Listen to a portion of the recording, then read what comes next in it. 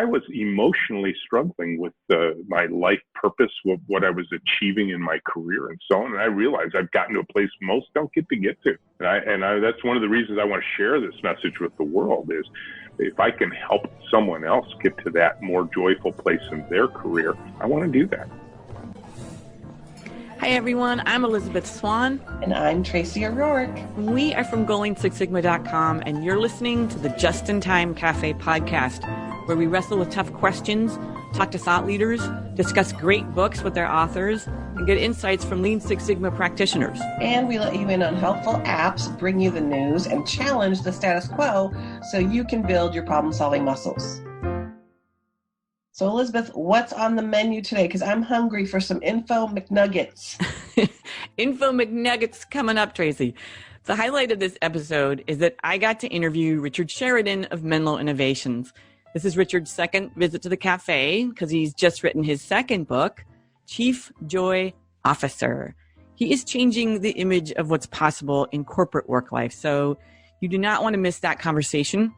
For today's app, we'll cover a Chrome extension that is changing the game for how we switch between websites. And for Q&A, we entertain a forum question asking for tips on waste walks. And for the printed page, we take an in-depth look at Richard Sheridan's new book that provides guidance for leaders looking to elevate human energy and eliminate fear in the workforce. It's a great day at the cafe, Tracy. So remember to stay tuned for this month's coupon code in order to get a discount on GoLeanSixSigma.com's online training. Let's get to that appetizer.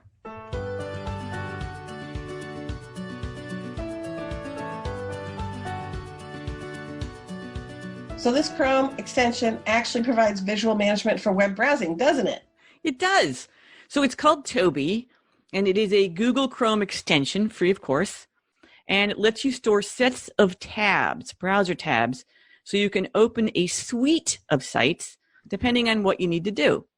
First off, this assumes you use Chrome as your preferred browser. It's our preferred browser. We recommend that it's your preferred browser. And Google's claim is that it's better than bookmarks. I'd say it's got a different function than bookmarks, but it allows you to organize your browser tabs. And if you are like us, you probably have dozens open at once. And if you're like us, there are some you always want open for certain tasks. Most recently, Tracy and I have been upgrading our Greenbelt training. So I looked at it and I realized that requires a tab for the page we're editing, a tab for the learning management system to see it in real time, a tab for the card with all the project information, a tab for our own template download page, a tab for the work in process folder as we update templates. And I usually have a thesaurus open because you know I love words, Tracy. I know you love words, and I love that you love words. I know. So when switching between tasks, like getting ready to interview a guest on this show or developing the next webinar, I generally spend a few minutes searching for each tab that I need, and that takes time. Yes, and the way it works is that you drag your open tabs into a set area, you designate all the tabs you need for a particular task, and that means it creates a visual workplace so you can see your different tab sets and what's in them. It's also an example of changeover reduction, also called setup reduction, SMED, single minute exchange of die, for you manufacturing people, and other names. Changeover reduction is the art of reducing the time it takes to switch from producing one type of product or service to another product or service. This is classically considered non-value add time, and the term originally comes from manufacturing, like I said, but one way to reduce changeover is to create something called presets. Presets are settings that apply to a particular service or a task. It's a shortcut. You create presets for each task. That's what Toby lets you do with these browser tabs. You just hit the tab set you need and close the ones you're finished with. The staff was using something called pin tabs, our staff, to do the same thing, but they switched because Toby is shareable. So Elizabeth created all this work to create this wonderful folder or preset, and I get to use it. Yes, I shared my Greenbelt 4.0 presets with you. And then I get notices when the staff shares their presets with me for different projects that we're on. So I can look at my list by myself, or I can look at the expanded team list. So it's a nice add. You could also use it to create a batch of sites that you want to check out. I have a habit of saving blogs, articles, potential webinars from other people that I want to read or engage in.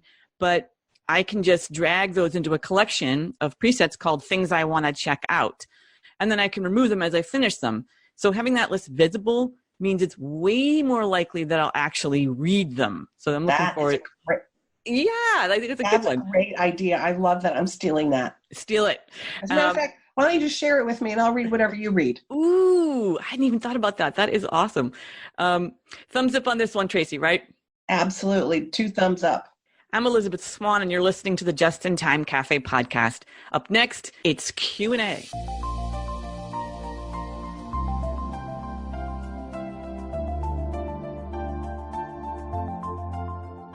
This forum question came about waste walks led to a whole new webinar. So there's a lot to discuss, isn't there, Elizabeth? Yeah, the question was what goes into a waste walk or a good waste walk? And this was such a good question, we decided to build a whole webinar around it. So if you missed that, you'll see a link for it with this podcast. Let's start with the definition of a waste walk. It's a structured visit to a workspace or a process to observe and identify the 8 wastes with the goal of uncovering continuous improvement opportunities. So it's different from a process walk, which is also known as a Gemba walk, which is a series of interviews with process participants to collect data about a process going to each process step.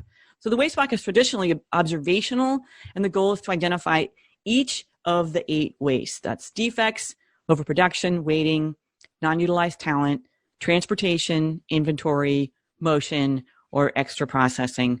The handy acronym downtime capsulizes the 8 wastes. But what are some of your thoughts on waste walks, Tracy? I love waste walks, and I really think everybody should do them, not just at work. I think the biggest challenge we run into is people don't see waste. And the more you do waste walks and the more you look for waste, the better you're going to be at identifying waste. And so you can always practice. You go to lunch somewhere, observe the waste in the process. You could go anywhere and observe waste in the process and see if you can find it. And then I think it's also interesting to explore those root causes and then potential solutions. Yeah, I think I like what you say about get in the habit of identifying the 8 wastes. When you're out and about, you're getting a sandwich, you're ordering, you're at the Department of Motor Vehicles. And if that's where you are, I'm really sorry. But anyway, you'll be able to identify waste. But I think a caveat is you don't want to be too loud about it.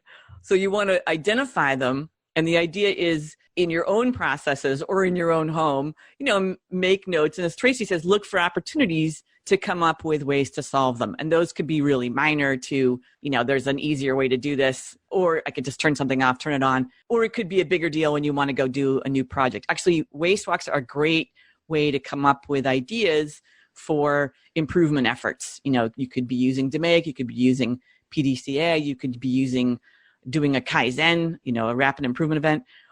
You could do a 5S. The result of a waste walk might be, let's just 5S this workspace. But yes. So it's a great way to get that. But I think the idea is, as we differentiate between waste walk and process walk, it's observational. You're taking those notes, you're coming back and you're discussing, okay, what could we do with the people in the process, right, Tracy? You don't want to do improvement to somebody. Yes, it reminds me of this awesome project I had the pleasure of viewing yesterday called You Stole My Bike. In this project, this is at UC Santa Barbara, they wanted to reduce the amount of time it took to retrieve your bike. If you got your bike impounded because maybe you didn't park it in the right spot, it would get impounded. And then people going to retrieve their bike, they coined that term for their project because that's the first thing people said when they would come in. You stole my bike. So good. I love the name. Yeah, they're already mad at you because you took their bike. And now it could take up to an hour to find your bike. And even though we found the bike or they found your bike, you might actually leave without your bike because you can't show proof of registration. It was a very interesting project. And the waste that they really uncovered was the walking. Looking for the bike took up the most amount of time. And they ended up reducing it to, it was 90% of the process time and they reduced it significantly. So that was really interesting. And so it was a really good project. That was great. I love that one. Well, thanks for that example. I just saw that on LinkedIn, you stole my bike. So So it's like, I did want to know what the heck was that project, because it sounds great. So great question. As I mentioned, it led to a webinar. If you didn't get a chance to join that webinar, click on the link where the podcast is listed. I'm Tracy O'Rourke, and you're listening to the Just in Time Cafe podcast. In a short while, we'll get to hear Elizabeth's interview with Richard Sheridan, CEO of Menlo Innovations and author of the new book, Chief Joy Officer. But first, it's the printed page.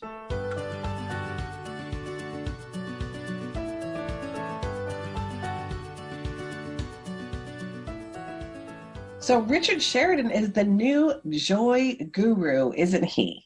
He is. I told him that's what he was. And this is his second book. And having spoken to him, I know it's not his last, which is also kind of exciting, which is good news for everyone. His first book, Joy Incorporated, which we reviewed here at the cafe, you can also find a detailed review of that one on our website, was all about how he came to co-found Menlo Innovations, the software development company in Ann Arbor, Michigan. Joy Incorporated covered the innovative and joyous culture of paired programmers, zero hierarchy, and no walls, which was great. Tracy, you and I got to tour Menlo and meet Richard and the entire company last year. Yes, it clearly felt different right away. As you mentioned, the open space, it was clear to see pairs of people working together. Dogs and kids were also in the mix. And we got to see some really innovative work practices and processes like visual boards on pay grade and the peer approval process in order to get an increase in pay. Those are pretty innovative things. Yeah, no, good recap, Tracy. So this new book, Chief Joy Officer, is a guide for leaders who want a joyous culture like the one that they've achieved at Menlo Innovation. So part one is all about the principles and the values that drive leadership in this culture, and it involves things like being authentic. And that was a great thing to read about because it just uncovers the assumptions that drive a lot of cultural norms. Some of these things feel like they're holdovers from the 70s, but this idea that leaders have to know it all. They have to have an answer for everything. They have to be always strong, always confident, never wavering. What's actually more effective is acknowledging our humanity. We don't always have all the answers. We're learning too. Leaders do get stressed. They do worry. That's part of the job. And letting people know who you really are improves trust, doesn't it? It really does. And I think you're right. I think leaders assume they have to be almost perfect, and we are not perfect. When you are vulnerable and you let people know that you're struggling or that you're actually trying to learn something and you've got opportunities yourself, you're just being a good role model, and you are building trust, and you are allowing other people to be vulnerable by doing that.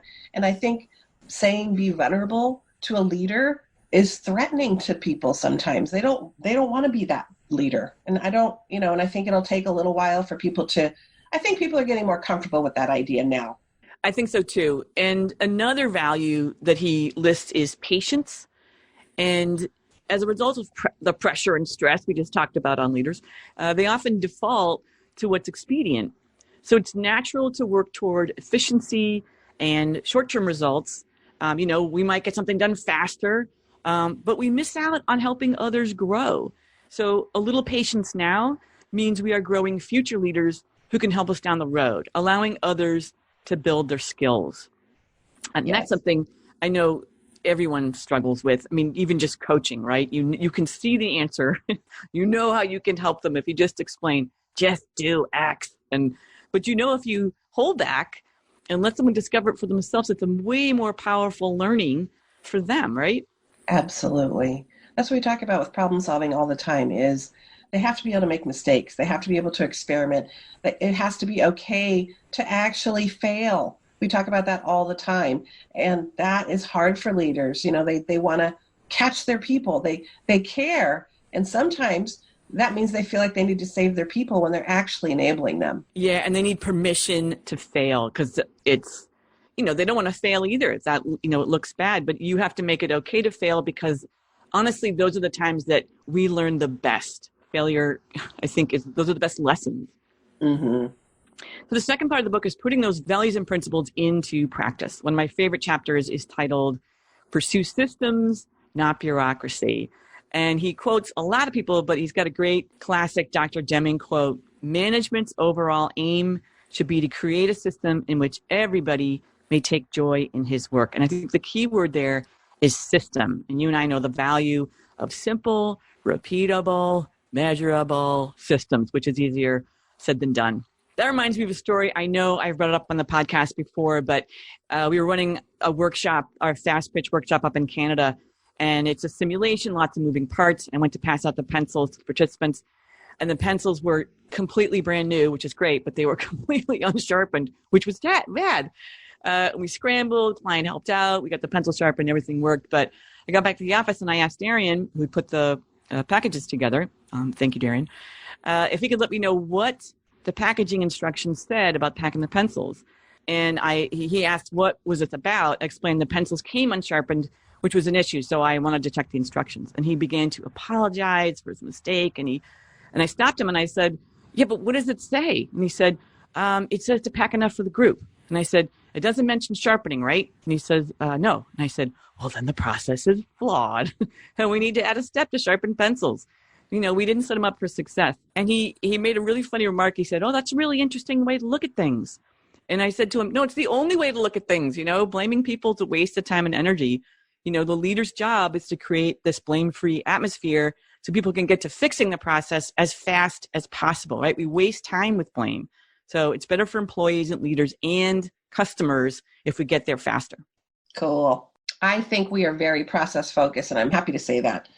And we do really focus on the process and not our people. And I'm really proud of that. And I hope that everybody gets to work in a place like that. Hear, hear. Richard Sheridan is definitely a role model for any leader wanting to transform their organization into a healthy culture where many things thrive, including continuous improvement. So if you need a role model, if you're a leader that wants to be better at leading, you should definitely read Richard's books and follow him. It's a wonderful book full of great stories and guidance. So please review Elizabeth's full review on our website because it is awesome and it'll make you want to read the book. Thanks, Tracy. Okay, it's time to announce the coupon code. This code is for 20% off any of our Lean Six Sigma training and certification courses. That's white belt, yellow belt, green belt, black belt, and lean training. If you've joined us at the Just in Time Cafe, just use coupon code 20LEMON. That's 20LEMON. And that really sounds yummy right now for my cold. During checkout, make sure to use it soon since the coupon code will expire at the end of April. Yes, you use the code. Tracy, you put it in your tea. Definitely. Coming up next is today's special. Elizabeth, give us a little preview of your interview with Richard Sheridan. Yeah, Tracy, as you can tell, I'm a mega fan, but Richard's in a unique position of running a company that's unlike any other. There's no bosses. Peers decide each other's promotions. They are totally unafraid to try new things, and the result is a super successful company with a joyous culture. What's great is he's so happy to share what he's learned with other leaders. He knows it's different for everyone, but he's cracked the code by experimenting, with different leadership models. He's also a great storyteller, so definitely listen in.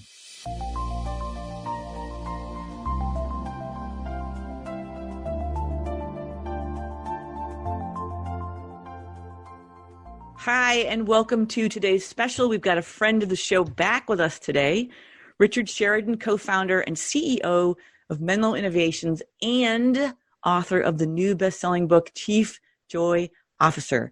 Richard is a big celebrity in the process excellence community. Welcome back, Richard. Great to be here, Elizabeth. Thanks for having me back. Absolutely. Richard wrote the book Joy Incorporated about 5 years ago about the culture at Menlo Innovations. And Richard and Menlo have been featured in Forbes, Inc., Entrepreneur, and New York magazines. They were also a case study in the Toyota Way to Process Excellence by Jeff Liker and Karen Ross. Richard started Menlo Innovations back in 2001 with a mission to end human suffering in the world as it relates to technology by returning joy to one of the most unique endeavors mankind has ever undertaken, the invention of software. Menlo plays host to over 4,000 people a year who want to see this joyous culture in action. Richard travels the world speaking about joy, creativity, and human energy in the workplace. I think, as I said, Richard, you are now a joy guru.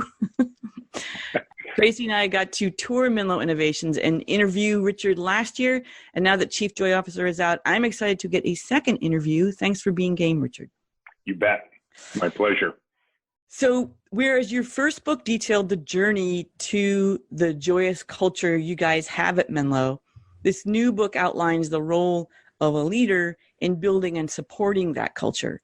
So, what inspired you to write this time? I've just found out Karen Martin inspired you to write the first time. She did. Karen is a great friend, and when Karen tells you to do something, ultimately you're going to do it. No question. Shout out to you, Karen Martin, if you're listening to this.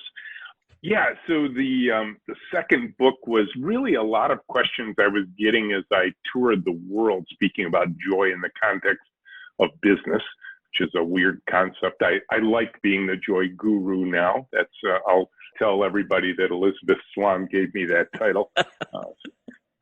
Although I don't get to sit up on the mountaintop very often. So this is a guru that's still down in the business, working through everything every day.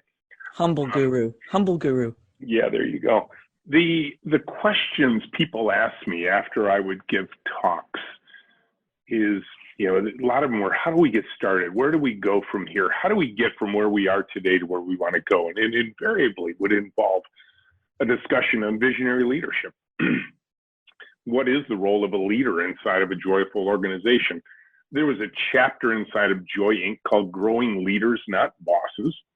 And it talked about the fact that we had a non-hierarchical organization here, which is odd and unusual. We don't have bosses here. I get that wouldn't work most places.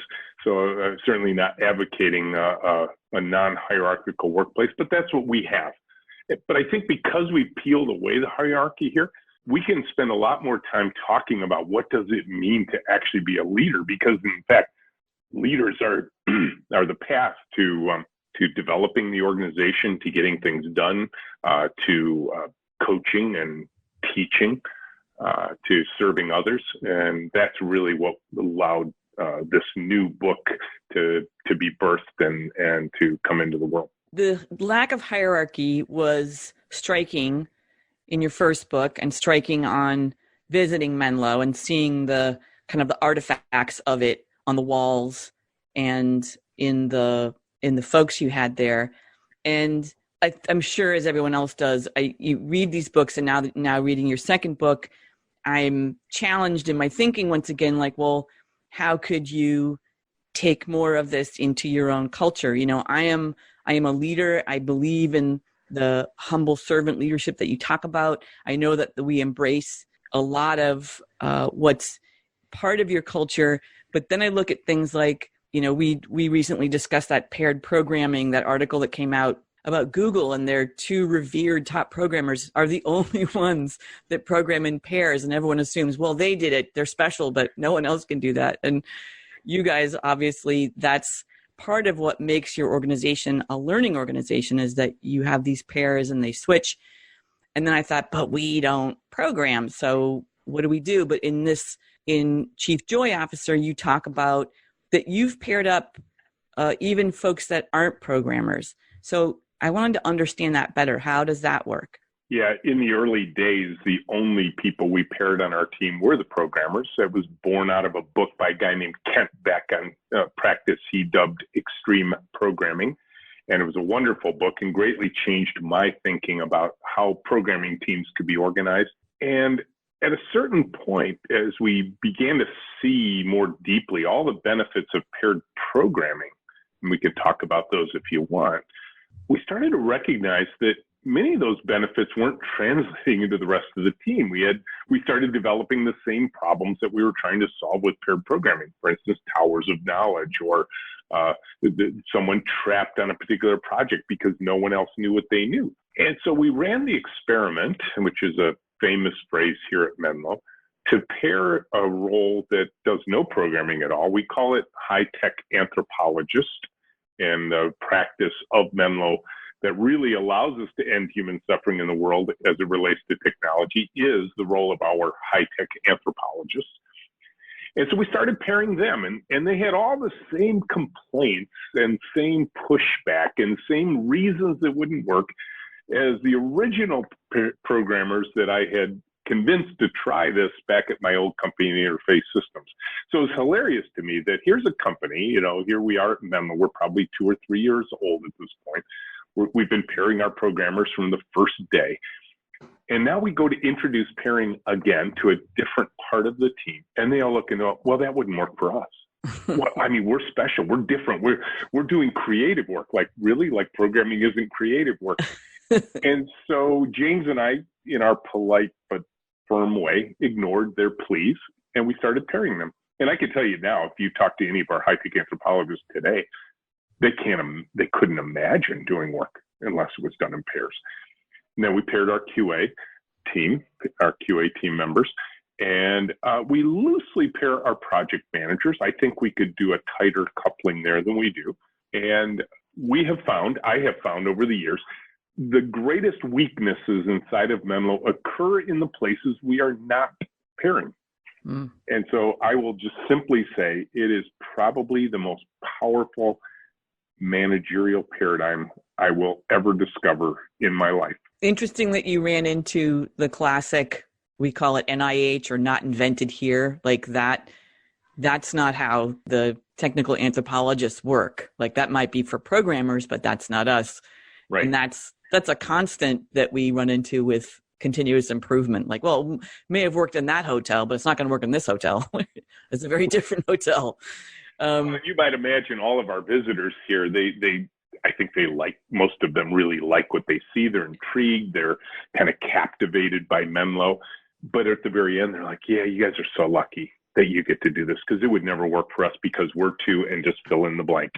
We're too big, we're too small, we're too young, we're too old, we're too regulated, we're too unregulated, we're too governmental, we're a manufacturing organization, we're a non-manufacturing organization. And people often ask me, they say, well, all the people who come in, who are the people who are utterly convinced it would never work for them? I said, oh, that's easy. People software. And I think that's kind of a great way to look at it, is because I'm from that world of, well, run the experiment. Let's challenge it. How would you do it? As opposed to all the reasons you can't. Like, well, how could you? So, and we have another challenge, which is we are not co-located. I just watched a documentary of Pixar, and the idea you had of pulling everybody under the same roof, having one big open room, and allowing that bump up of minds and ideas, and the fact that people can hear each other in that room just completely supports it being a learning organization. And that's the ideal. So we've already made tweaks, so I think we could make some more. So I'm going to take that as a challenge and see how that might work. But another question I have for you is, you were, I think, troubled by losing programmers. And I wanted to talk more about that and what you think is behind that. Yeah. So a lot of people ask us about attrition here at Menlo, and because a lot of them think, oh, you've got a joyful culture. People are happy every minute of every day, which is untrue. And you must have zero attrition. And first of all, I think any organization that has zero attrition is in big trouble. It's the anti-joy measure. I think I'm not saying high attrition is good, but zero attrition would be probably terrible. In fact, I've seen a lot of organizations that have zero attrition, and they're probably some of the worst performing organizations I've ever seen, because usually what happens when you have zero attrition is you hang on to people unnaturally, and you tend to move them around in your organization. Oh, they're not working in this department, let's move them over to that department. And, rather than perhaps the best thing that could happen is they move on.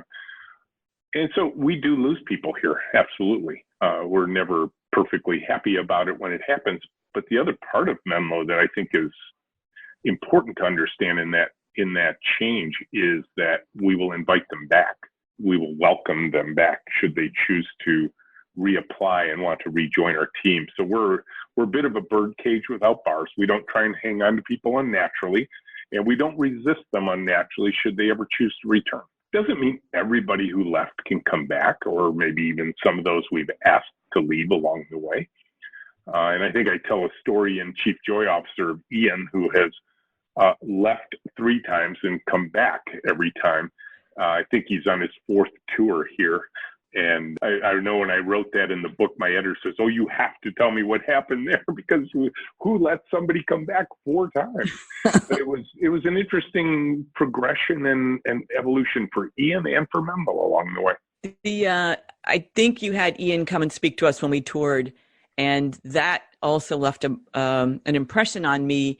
And I believe what you say in terms of attrition is normal and natural. But it shifted my thinking around when we lost somebody to lay the groundwork that they were always welcome back, to make sure that they knew that that door remained open, wherever they went. And just, I think what you experienced was they learned more out there. Ian learned new skills and brought back, sort of new thinking, and was enriching the culture and the organization. Yeah, I mean, he goes out, he has different experiences, he comes back here, and I will tell you, the first time was kind of delightful when he decided to come back. He was a completely different Ian than when he left. I'm pretty frank about it in the book, and frank about it with Ian when he's with me, is that we were going to fire him. He was on the edge of insubordination in those early days, and he admits it. He didn't believe in everything we did here. He thought we were over the top on so many different things, and he thought we could do things differently. And James and I, in some regards, will refuse to budge from time to time because we so deeply believe in many of the approaches we take, born out of our own experiences of both seeing what went wrong in the past and how much things got better when we made the changes we did. And Ian this was his first job, and he just didn't believe what we believed. And when he came back the second time, he was completely different Ian. And I asked him what happened. And he said, "Well, Rich, when I got out there," he says, "I had my own thoughts on how to do things. And I started seeing the problems that you and James described." And he says, "Every time I came up with a solution for one of those problems, I realized I was slowly but surely rebuilding Menlo." And then he kind of jokingly looks at me, he says, "Do you know how hard it is to build a Menlo?" And he says, one day I woke up and he's like, "Why am I rebuilding Menlo when I could go work at Menlo?" And that's when he came back. And of course, he was very different at that point, but now he had this real world experience. I mean, I get it. I mean, people who never experienced the pain and suffering that James and I did in my own career, in our own careers, don't know why we do the things we do. Might think they're over the top. Might think we could unpair people. We could work remotely and from home and all that sort of thing. Why are they so hell bent on keeping us all together in a big room? You just mentioned, the pain or the reasons you started Menlo, or the idea of like, do you know how hard it is to build it? And one thing that strikes me, because in the process improvement world, even at a very simple level, we are constantly working with folks on, if this is the problem, what does it solve? And why does it matter? How does this relate to basically the purpose of your organization? Why does the organization exist? And then let's see how this relates, and could, even if it took a few layers to get there, how does this impact the mission and purpose of the organization? And often, as I think you may experience, people don't even know the missions of their organizations. They're searching on websites. Is there a purpose statement? Is there a mission statement? Like why does this organization exist? Posted on the bathroom wall. Yeah, right.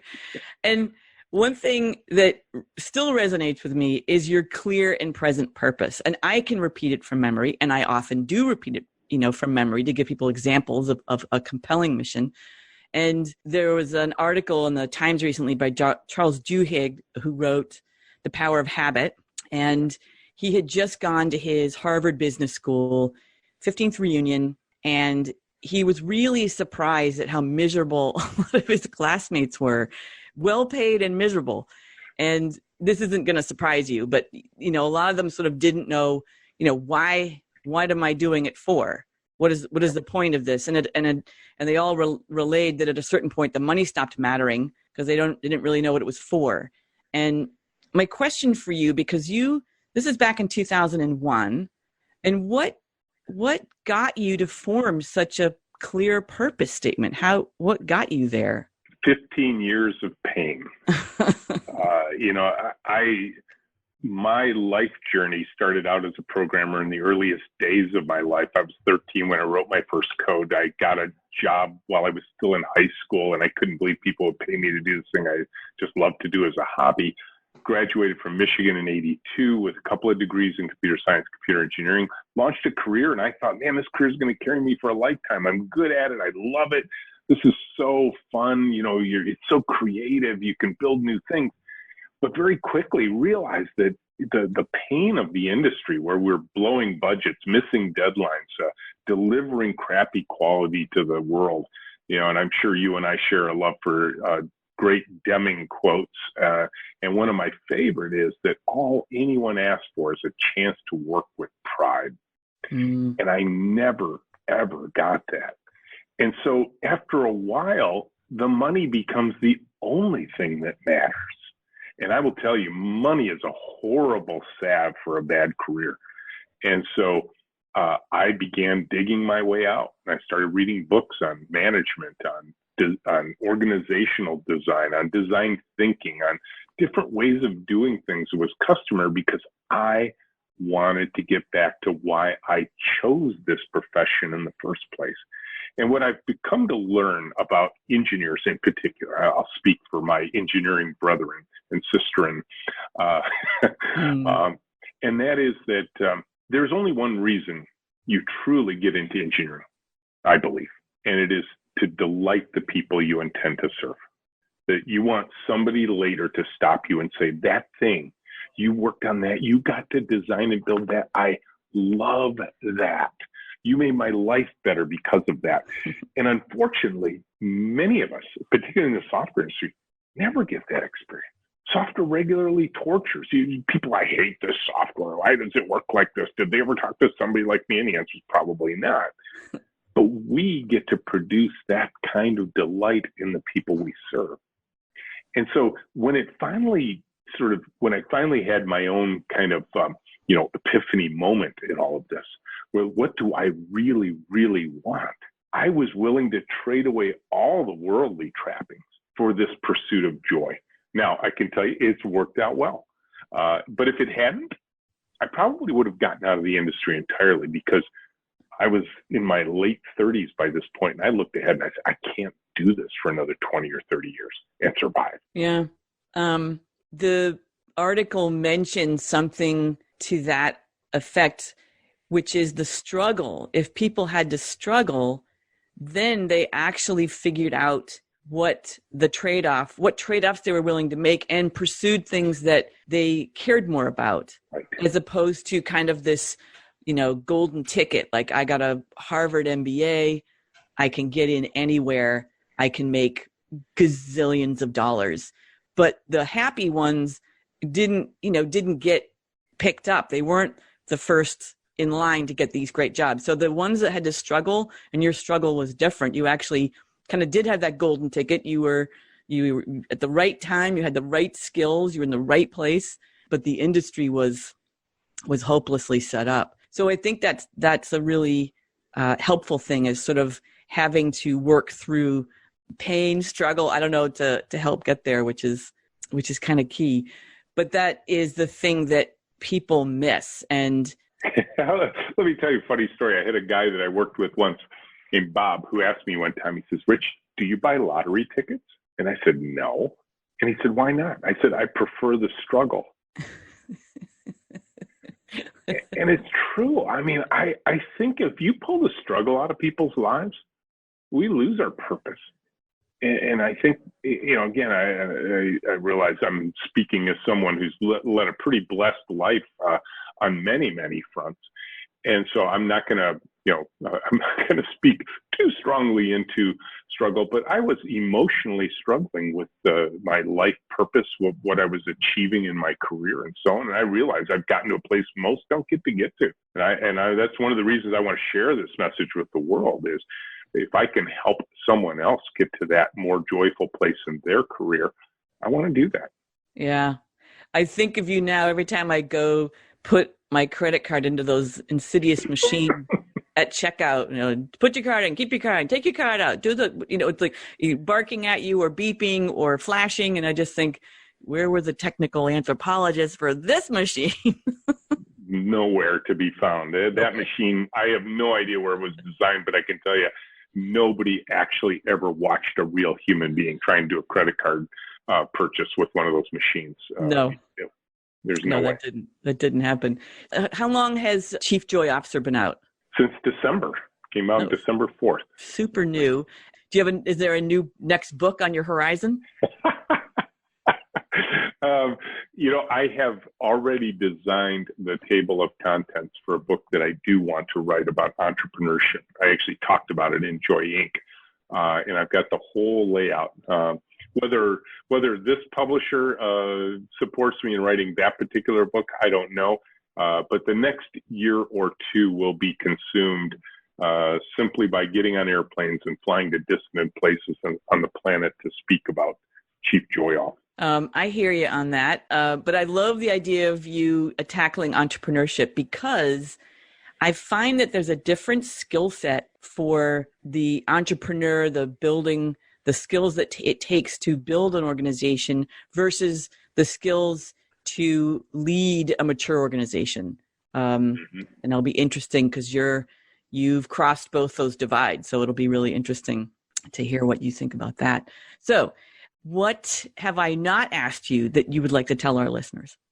One of the things that probably many authors realize is when the final chapter is written and the manuscript is sent off, and then, it gets edited and printed and all that, and you begin speaking about it, certain ideas start to bubble up that I think it's a natural result of having written a book.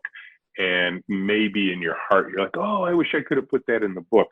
But there's been a concept that has sprung forth that I just want to encourage your listeners around, and that is, what are the forces at work on a human organization, and what, as leaders, what forces do we need to tackle in our human organizations in order to get them, as I say, off the ground? And I use a metaphor of an airplane, and it's not in the book, although there's a lot of airplane references in the book. But what I talk about, if you look at an aircraft, you look at the four forces that work on an aircraft: the lift, the weight or gravity, the thrust that pulls it forward, and the drag that holds it back. It's pretty easy to draw a parallel to that on human organizations. And I think this is what we as leaders need to be thinking about. We can talk about the lift of human energy. You felt it when you were here. That's a big part of Menlo, is keeping the human energy high. There's a lot of things we do here that work to keep human energy high. I'll steal a word from my good friend and author, Karen Martin, who was on the title of her latest book, Clarity. Clarity keeps human energy high. Low ambiguity, high clarity is a big deal. The weight that holds us down, the sort of the countervailing force to high human energy, is the weight of bureaucracy. I think in many organizations, meeting load is way too high, and at a certain level of leadership or management, you're almost a human sacrifice to meetings, and you're getting absolutely nothing done all day. The thrust is the thrust of purpose that carries us forward. I encourage people, as they think about their organizations, to think about two fundamental questions that are easy to ask, but not necessarily as easy to answer as you might think. Who do you serve, and what would delight look like for them? And when I ask people to contemplate those two questions, I take the three obvious stakeholders off the table: your employees, your customers, and your investors. Of course, you have to serve them. You don't stay in business if you don't. But I want you to look past all of them, look out into the world and ask, who do we actually serve out in the world? That purpose-driven part of an organization is what allows people to re-engage with why they're there, what they're hoping to do. And then there's the drag of fear. We spend a lot of time talking about fear here at Menlo and how do we pump fear out of the room. And so those four basic forces are at work on human organizations. And the simple equation is you're never going to eliminate the weight of bureaucracy and the drag of fear. But if we can minimize those and raise the other two, our organizational aircraft will get off the ground every single day. And I think the book, if people are drawn to reading it, you're going to see a lot of examples of what we do here and what others have done, because I bring in a lot of stories from the outside world into the book as well, to lift human energy, get that thrust of purpose, reduce the amount of bureaucracy, and reduce the amount of fear inside of their organizations. That's lovely. It was a great question. Who do you serve? How can someone find you or communicate with you if they wanted to, Richard? Yeah, so I would encourage all of your listeners, if they can, like you did, come visit. You can probably speak passionately about the depth of what you learned when you were here. You can go to our website and sign up for a tour or a class. And just so we're clear, we do one free tour a month. So if people can't afford to pay anything for the tour itself, there is one free tour we do a month as well. But come visit, come see us. If that is impossible, obviously read the book or the books in this case. But our website is menloinnovations.com. I can be reached by email. I'm really crazy about email. I walked over here with only 3 messages in my inbox, so I keep up with it. And I'm rsheridan@menloinnovations.com. And follow me on Twitter, Menlo Prez with a Z. And happy to interact. Thank you for that. Thank you for being so accessible. And yes, I encourage readers to go get a tour. It's a great learning experience, kind of unavailable anywhere else. You've been listening to the Just in Time Cafe podcast. My guest today has been Richard Sheridan, CEO of Menlo Innovations, author of his latest book, Chief Joy Officer. This is an uplifting read that paints a compelling picture of what's possible in the workplace. I so enjoyed reading it. Thank you so much for visiting us again, Richard. Thank you for having me, Elizabeth. You do not want to miss Tracy's next webinar, Tidying Up with Lean Six Sigma. Also, there are still a few slots left.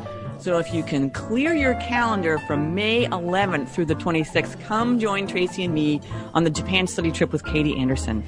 There's a few slots remaining, and it's a great way to study lean, meet Japanese continuous improvement thought leaders, and see the beauty of Japan. And if you can't make it to Japan, you can come to Orlando, Florida, and join us for the first Global Convention of Organizational Excellence. This one is spearheaded by Shingo Prize-winning author Karen Ross, and it's a completely interactive convention focused on organizational excellence, creativity, and innovation. It features learning cohorts with keynoters, and you get to learn with colleagues from all over the world. Tracy and I are looking forward to that one too. And stay tuned for our next episode where Elizabeth interviews Heather Piershala and Mohammed Saleh of Hartford Healthcare.